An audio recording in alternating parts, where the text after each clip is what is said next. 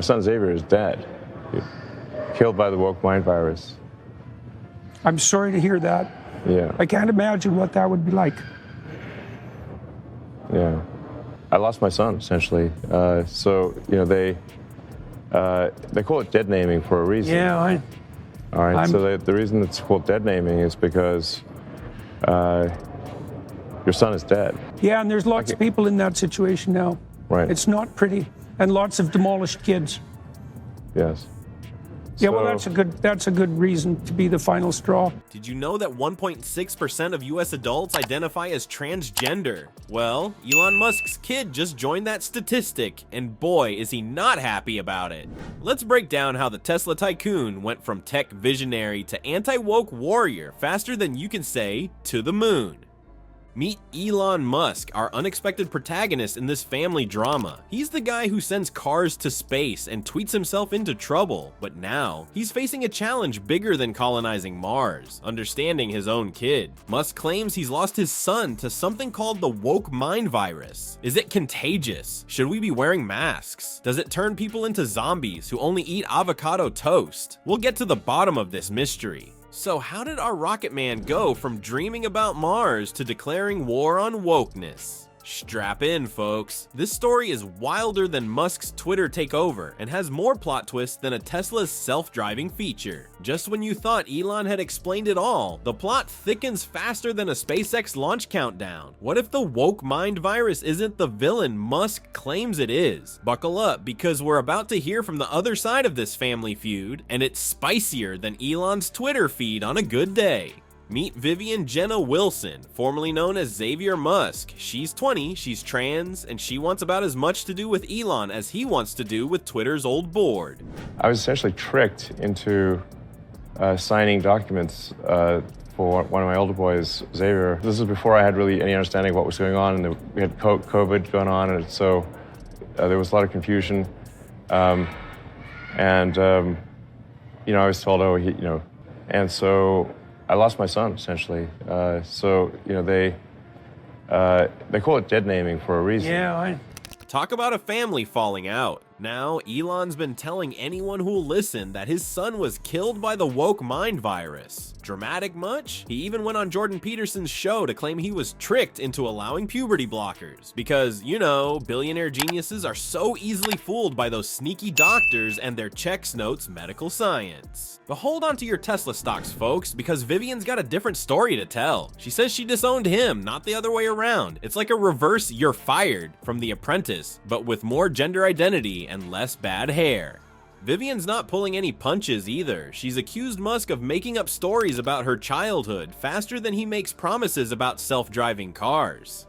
He doesn't know what I was like as a child because he quite simply wasn't there, she said. Ouch! That's gotta hurt more than Cybertruck's shatterproof windows. So, while Elon's out there talking about dead naming and the dangers of the woke mind virus, Vivian's busy living her best life and distancing herself from dear old dad. She's even changed her last name to Wilson, her mom's maiden name. Talk about a plot twist. But here's the kicker. Even with all his billions, his rockets, and his electric cars, Elon Musk is just like any other dad dealing with family drama. He's hurt, he's confused, and he's lashing out at what he doesn't understand. It's almost human. While most dads stick to grilling and bad jokes, Elon's taking his parental frustrations to a whole new level. He's vowing to destroy the woke mind virus. Is this the plot of a new sci-fi movie? Or just another day in the life of Twitter's most dramatic billionaire? Elon Musk, the guy who used to be all about electric cars and space rockets, is now on a mission to zap what he calls the woke mind virus. It's like he's traded his SpaceX suit for a tinfoil hat. But why? Well, it seems losing his son to this so-called virus has turned him into a one-man anti-woke army. Musk's not pulling any punches. He's calling gender-affirming care child mutilation and evil. Yikes! It's like he's trying to win a competition for the most dramatic dad of the year. And who's cheering him on from the sidelines? None other than Jordan Peterson, the psychology professor turned conservative icon. It's the buddy comedy nobody asked for, but here we are.